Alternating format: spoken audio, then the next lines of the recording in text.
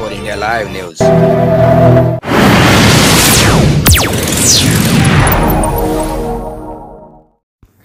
नमस्कार, आपलं सर्वांच्या 24 इंडिया लाईव्ह न्यूजमध्ये स्वागत आहे। बघा आजची खास खबर आणि शेवटपर्यंत बघा। धन्यवाद। समापन समारोहामध्ये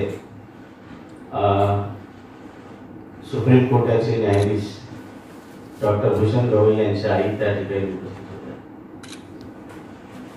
आजच्या या धम्मध्वज यात्रेच्या पत्रकार परिषदेच्या माध्यमातून आपल्याला एकच विनंती या ठिकाणी आम्ही करतो आहोत की महाराष्ट्र आणि मध्य प्रदेशमध्ये या यात्रेचा समारोह कार्यक्रम झाल्याच्या नंतर पुढील दिशानिर्देश पंत विनाचार्य यांच्या माध्यमातून आम्हाला प्राप्त झालेला आहे आणि येणाऱ्या 12 फेब्रुवारी 2026 ला संसदेचा घेराव करण्यासाठी मोठ्या प्रमाणावर जनजागृती करण्याचा उद्देश मानस आता यापुढे विविध राज्यांमध्ये सुरू होणार आहे।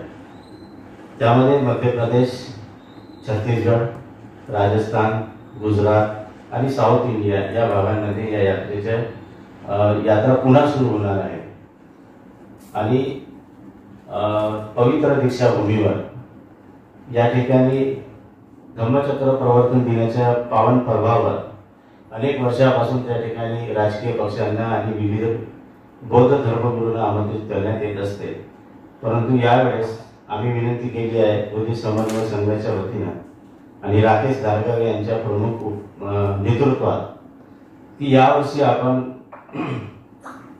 धम्मचक्र प्रवर्तन दिनाच्या मुख्य सोहळ्यामध्ये म्हणजे विनाचार्य आणि आकाश लामा या दोघांना आपण मुख्य अतिथी म्हणून या ठिकाणी आमंत्रित करा, जेणेकरून जो लढा भारत देशामध्ये महाबोधी महाविहार मुक्ती आंदोलनाचा लढा आणि बीटी ऍक्ट 1949 जो लढा जो काळा कायदा आहे तो रद्द झाला पाहिजे, यासाठी जनजागृती होणे अत्यंत आवश्यक असल्यामुळे पवित्र दीक्षाभूमीवर लाखो लोक त्या ठिकाणी येत असतात आणि ती लोक फक्त महाराष्ट्रातूनच नव्हे तर संपूर्ण भारत आणि देश विदेशातून येत असतात। त्यामुळे आम्ही आदरणीय सदस्य विलास देगाटे साहेब यांना एक पत्र म्हणजे लेखी स्वरूपात आम्ही निवेदन त्यांना दिलेलं आहे आणि ते पत्र त्यांना प्राप्तही झालं।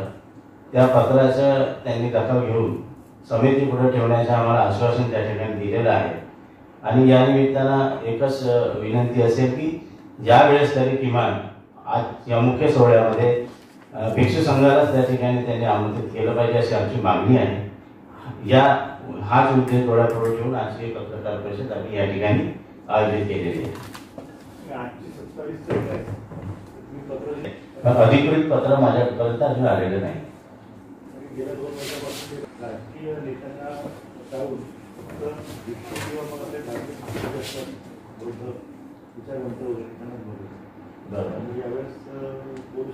ही मागणी आम्ही लावून धरली आहे की यावेळेस तुम्ही कुठल्याही राजकीय पक्षांना न बोलवता, कारण विषय मोठा आहे, अभिनय तो कभी नाही।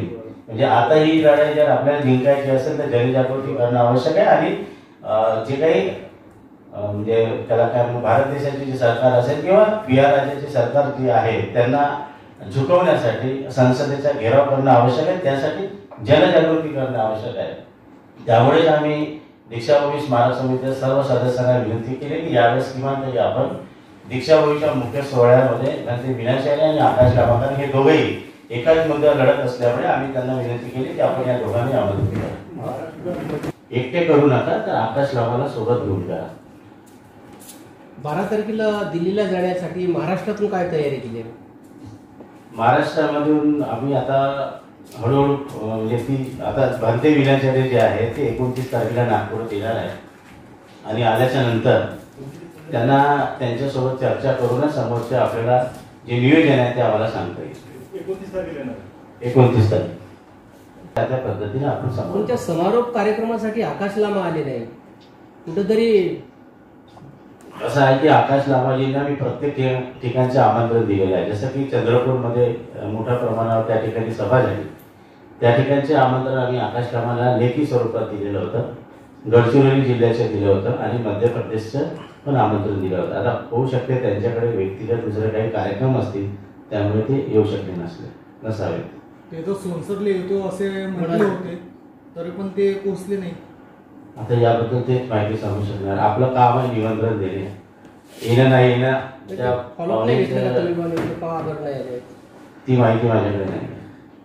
गजबे साहेब, आपण दीक्षाभूमी कमिटीला आपण निवेदन दिलेलं आहे की लांबा आणि विनयाचार्य भंतेजीला स्टेजवर आमंत्रित केलं पाहिजे असं आपण निवेदन दिलेलं आहे.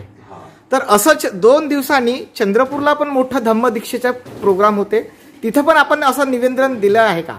नाही, ते निमंत्रण आम्ही दिलं नाही, कारण ऑलरेडी त्या ठिकाणी आमचे धम्म यात्रेचा त्या ठिकाणी कार्यक्रम झालेला होता आणि भव्य दिव्य प्रमाणात त्या ठिकाणी उपासक त्या ठिकाणी उपस्थित होते आणि दीक्षाभूमी स्मारक समिती चंद्रपूर तिथे जे अध्यक्ष होते अशोक गोडघाट.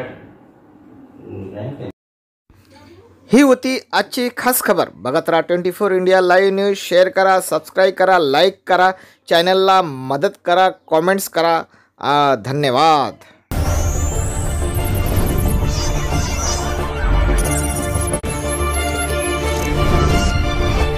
24 India Live News.